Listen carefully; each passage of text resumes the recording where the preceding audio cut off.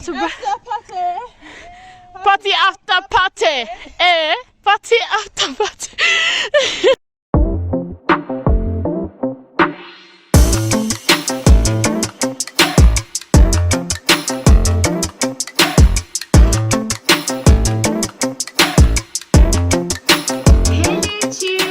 Welcome to my channel. What's good? What it do? Honestly, it has been so long since my last video. It's been a hot minute. In fact, it's been an hour.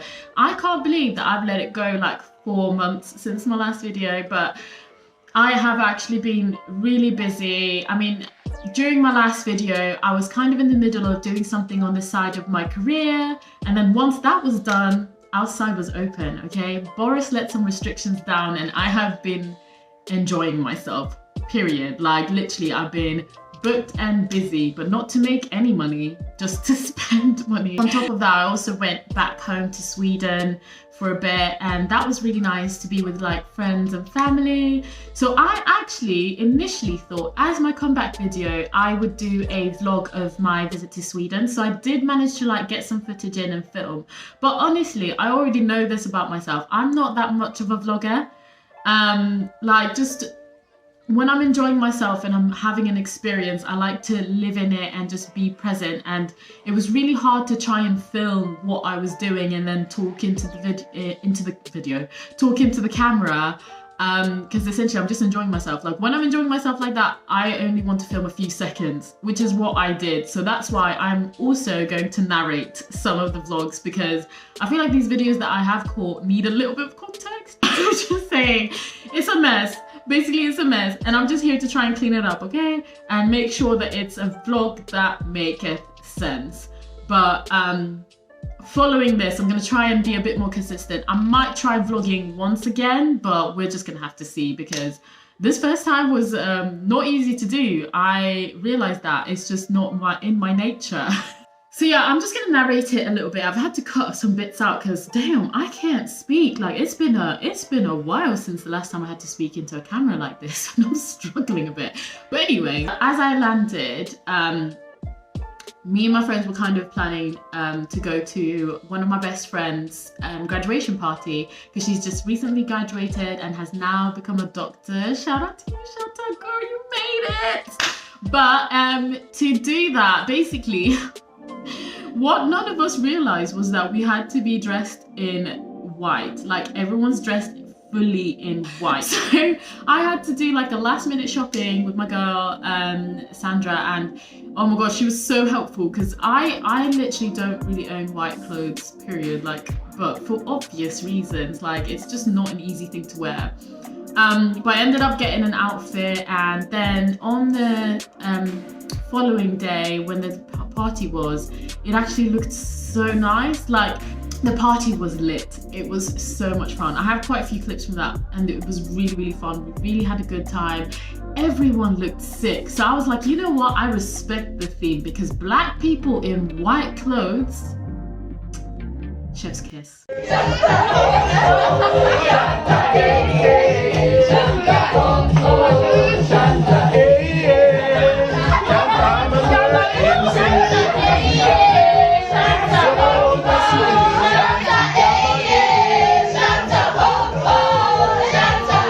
Unbelievable. Everyone looked sick. The whole theme looked sick. It looked so nice. And where my bestie lives, she lives like by the harbour. So we went to the harbour to like take some pictures, and we were looking sick. We were doing some slow-mo videos. Like we were living. That's all I have to say. We were living. We were having a good time. And yeah, we really enjoyed ourselves essentially. We were dancing, celebrating her, celebrating us, because like amongst our like friendship group, at least amongst the ones who are the same school year, we're all done with uni. I mean, I was done 3 years ago, but we're all done. All of us are going into the employment, the working environment. I'm really struggling to speak, but all of us are entering the working world together, and it was just so nice. Like I just love that for us, you know, being successful women of color. Like it's just, especially coming from Sweden as well. It's like against all of the odds, we actually made it. Like, we are women of color who, all of us grew up in the hood. You know, all of us have been sort of growing up in an environment where we feel like we can't thrive, where we feel like we doubt ourselves or whatever, and we made it essentially. So it was really good, really nice to celebrate that, and celebrate, of course, my best friend, because she was the main attraction. I mean, if y'all saw her outfit, oh my god. In fact, the girl had 2 dresses, okay, not 1 white dress but 2, and she looked sickening as usual. So it was good, it was fun. And then the next day, it felt a bit like a honeymoon, because I felt like the wedding a little bit because everyone was wearing white and everything. Then the next day, we went on a little like glamping, shall I call it glamping trip?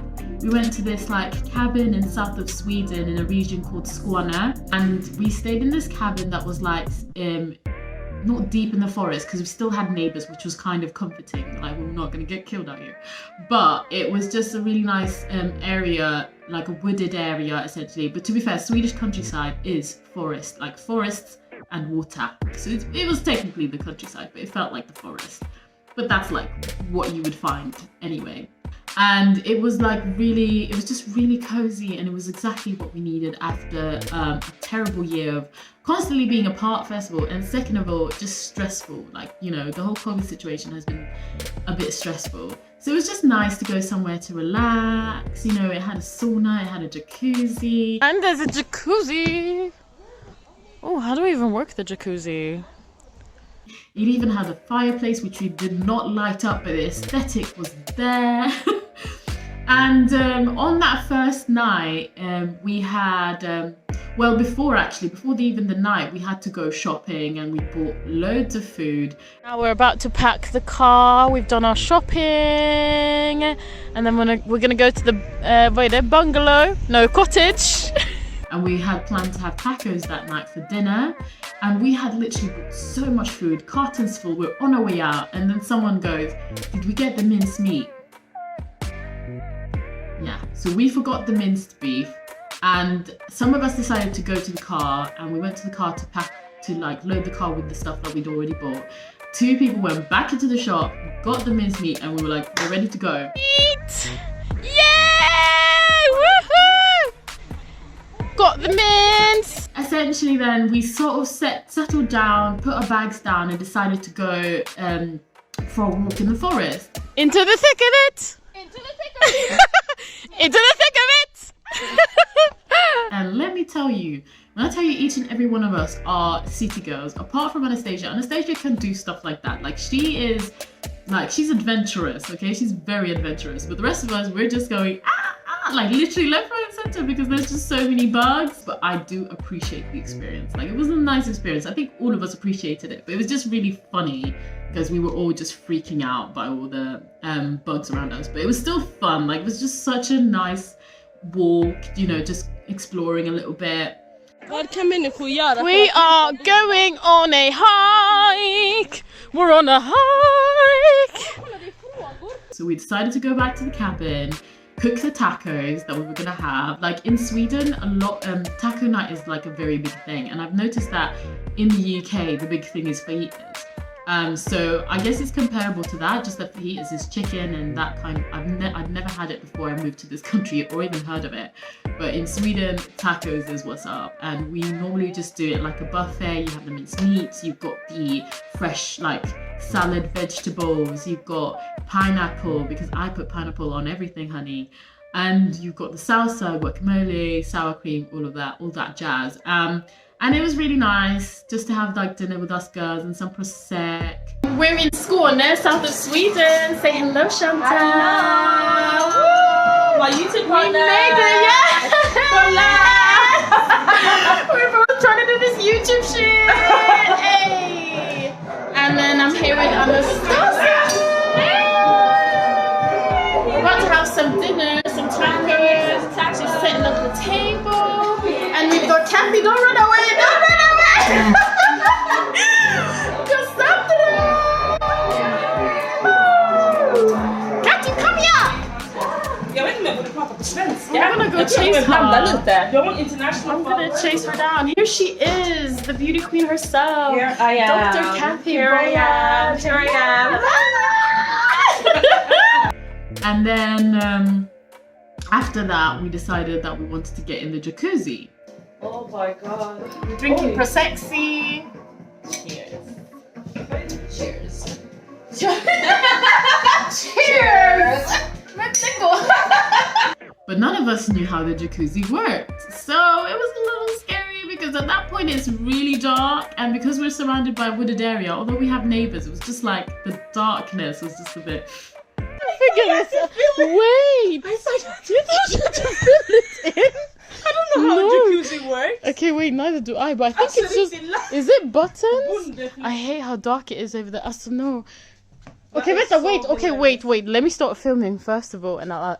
Now, after finally understanding how it works, because it was actually pretty simple, I think we were just nervous because you know when you go somewhere, and whether it's a pool or jacuzzi, if it's outside and it's covered and you don't know what's underneath, it's just a little scary, you know? So we just had to like slide the cover off, and it's just pressing a few buttons, and the jacuzzi was in pristine condition. It was so clean. How do we call life? Live! Oh my god!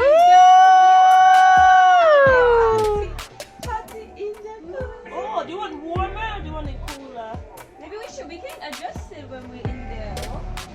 Yes, that's what I'm talking about. That is what I'm... So we put on our robes and we dance around with some music, bring the Prosecco bottles to the jacuzzi, and we relaxed. Although we weren't entirely relaxed, because sometimes we would look into the darkness of the woods and be like, what if something jumped out? But for the most part, it was relaxed, and we had like our cute little conversations, chilling, you know, just quality time, you know? That's my love language, isn't it? So it was just lovely, like just spending time with people you love and you care about. And then the next day, we did a little bit more exploring, a little bit more forestry walking, and that was a lot of fun. It was just cozy, and it was an exercise.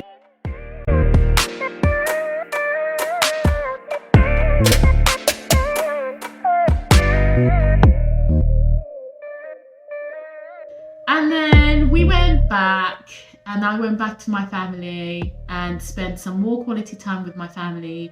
My mum, my brother and I went to a place called Marstrand, which is just which is also outside of Gothenburg and kind of like a seaside town. And we had dinner. Mommy!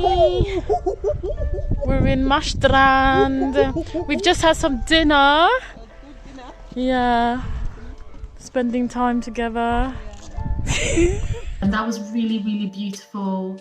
It was just nice, you know, just to spend time with my mum and my brother because I love them so much.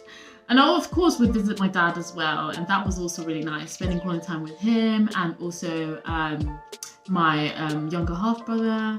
So that was nice. It was just wholesome. So then later on, out of the blue, within my trip, I decided to spontaneously book a train ticket to Stockholm, and I have not been to Stockholm in absolute years. It was just really refreshing to go as a young adult and just experience it like properly. And man, it is lit. Stockholm is lit. I hate that I'm admitting it and I'm saying it with my chest, like people from Gothenburg, please don't hate me, but it was so much fun. Like I had such a good time. I think it's the fact that the black scene in Stockholm has grown and developed so much.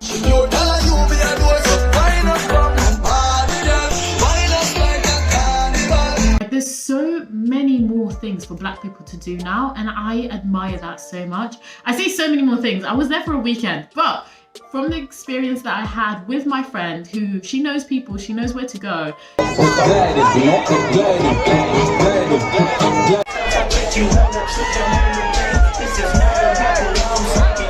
It was just really, really, really fun. Like, it was such a good time, and it was so nice to see Stockholm in that light.